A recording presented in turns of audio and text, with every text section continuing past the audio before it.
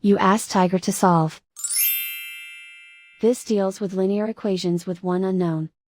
The final result is a equals 1. Let's solve it step by step. Group all a terms on the left side of the equation. Subtract 4a from both sides.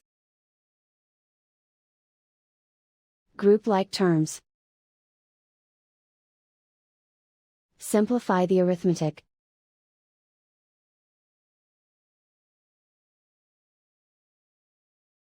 Group all constants on the right side of the equation.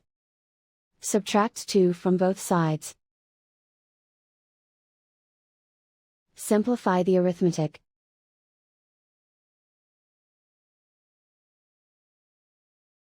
Isolate the a. Divide both sides by -2. Cancel out the negatives. Simplify the fraction.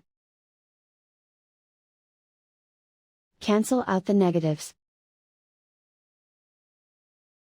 Simplify the fraction. And so the final result is a equals 1.